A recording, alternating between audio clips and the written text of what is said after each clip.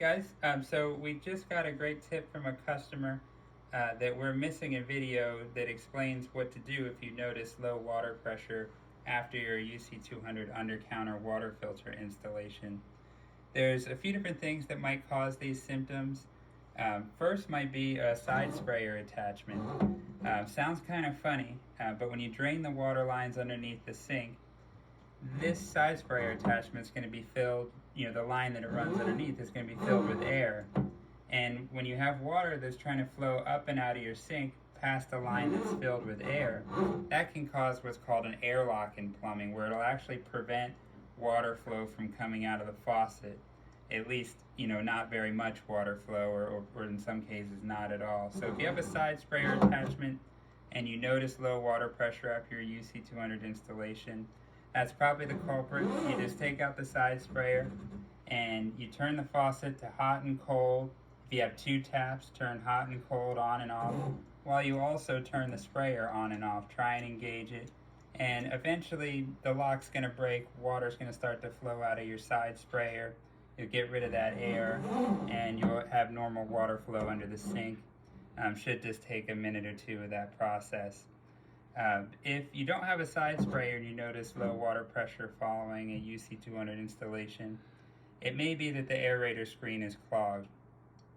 When you're installing a new water filter, right after it's installed, the first thing you do is you flush it. You got to flush the carbon media, and some carbon media dust will come out of the filter. That happens with all water filters, including a UC-200 under-counter water filter. Normally the carbon just flows right out of the sink fine, no problem at all. However, if you've got an older sink, or there's a lot of sediment in there, or there's scale buildup in your sink from really hard water, that carbon that can flush out can kind of be the straw that breaks the camel's back. A faucet that's almost clogged, kind of scaled up, old, may finally get clogged from that carbon dust. To fix that problem, all you have to do is clean the aerator screen. You can, on a normal faucet like this, or an old school faucet I should say, everybody knows it's really easy to pop this aerator off the end. You have a little piece that comes out, and you'll just clean both sides really thoroughly.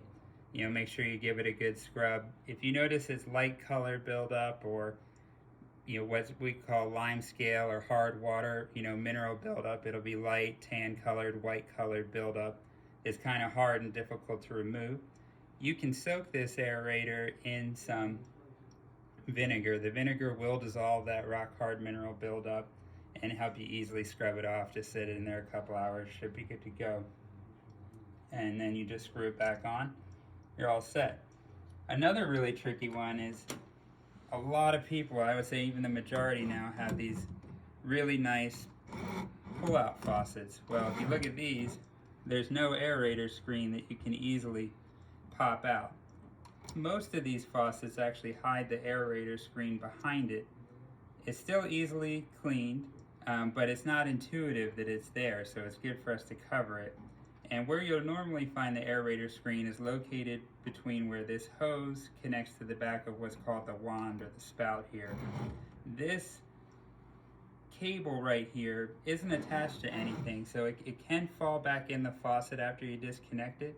So you may want to put a clothespin on there, or just make sure that you hold on to it so that you don't let go and the faucet hose drops down into the sink. And no big deal, but it's a little annoying to have to push it all the way back up and out of the sink from underneath. So you can avoid that by making sure it doesn't fall back in. Then to find that aerator screen we need to clean, we just disconnect here. And the aerator screen is going to be right in the back of the wand, or in some cases it's on this end, but if you see here, we've got that little screen down there in the wand. Same idea, you want to get it a good scrub, clean out the carbon and any other corrosion or mineral dust that may be in there. And if you think it's that hard scale buildup like we described earlier, give it a soak in vinegar for a while and then give it a clean off, and your water flow should be restored at that point. If none of these tips work, CuZn has the most comprehensive customer support policy on the planet. We're known for it. Call us, we will take care of it 100%. Plumbing's mysterious, faucets are mysterious. We're here to help. We're going to make sure it's fixed and fixed at no cost to you. So thanks for checking out the tutorial here. Thank you to our customer for sending in that tip today. Hope this is helpful. Let us know what you think in the comments, and have a great day.